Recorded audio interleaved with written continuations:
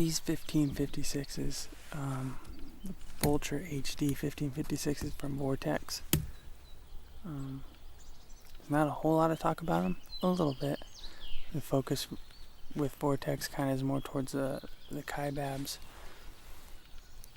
But we found you can find these for under $400 if you look hard enough. And it's my first real time out in the woods, being able to put them on a tripod, really look for stuff. And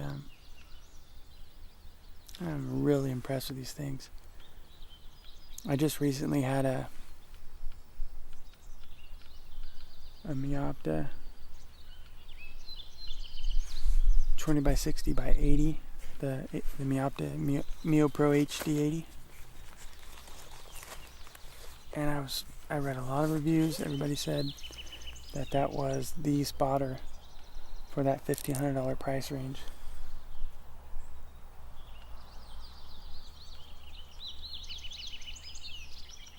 And for that $1,500 price range, you're probably right.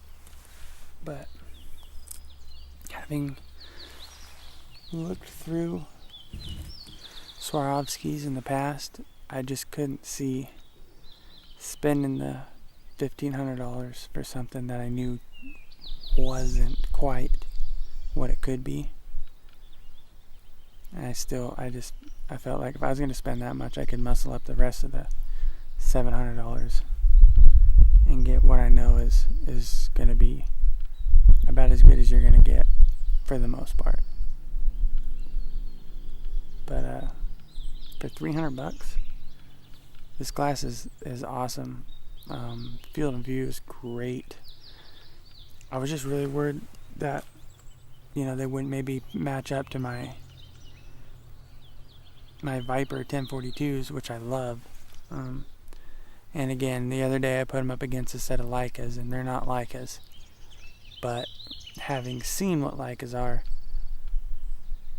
it doesn't warrant another $1,500 to get the Leica quality. Leicas are great, and all that big glass is really great. The one thing I notice is as soon as your eyes get near them, the picture's there. That's like the biggest thing I've noticed with high dollar glass, is you're not constantly trying to kind of find that sweet spot around your eyes. But other than that, the Vortex Viper series has been a pleasure to look through. I definitely don't feel like I'm missing out a whole lot. I mean, I still enjoy looking through them, even though I know there's better stuff out there. And I really was just hoping that these would not be less than my Vipers. And I would say that they are very comparable as far as clarity. They're not completely edge to edge. I'd say the last, outside sixth of your field of view is a little blurry, but for the most part, the majority of it is totally usable, which is really nice. The Miopta was great. 20 power was really sharp, but as soon as you got outside of 20 power, I just felt like it really degraded quite a bit, to the point where you wouldn't really use it outside of 20 unless you really wanted to peek in at something. And its sweet spot with your eye, I didn't think it was there. I really felt like I had to bury my head into it and keep absolutely still to have a really good picture. So, having not fallen in love with it, I decided to send it back. And we came across these for under $350, and these are awesome.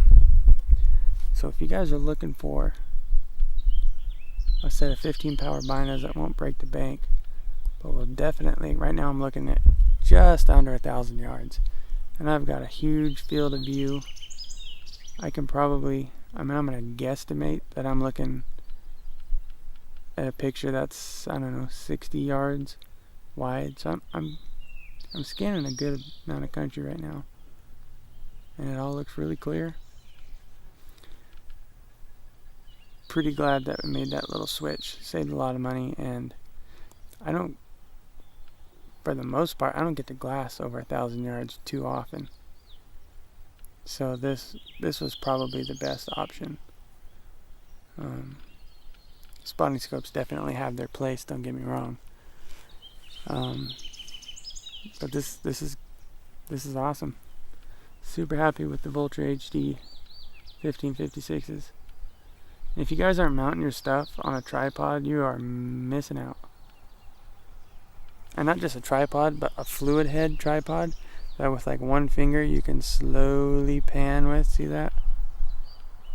You will be able to pick out so much more game moving when you take yourself out of the equation. You cannot hold glass steady enough to see that kind of stuff at distance. I mean, you might a little bit, but for the most part, any little movement, I mean, squirrels at 1,000 yards just jump out at you when the picture is rock steady. So pick up a mount, pick up a good tripod where the legs can kick out and you can get real low, and one that's got a super smooth fluid head, and you can just kind of put your finger on that bar and slowly turn it and steer it with your one finger. It will make glassing a hell of a lot more enjoyable. So yeah, I just wanted to talk up these $333 badass 15 power binos that I am really enjoying. Don't be afraid of pulling the trigger on the Vultures if you're thinking about getting some big binos. I know the Kaibabs are probably a bit nicer, but I doubt that they're $1,000 nicer. I almost guarantee they're not.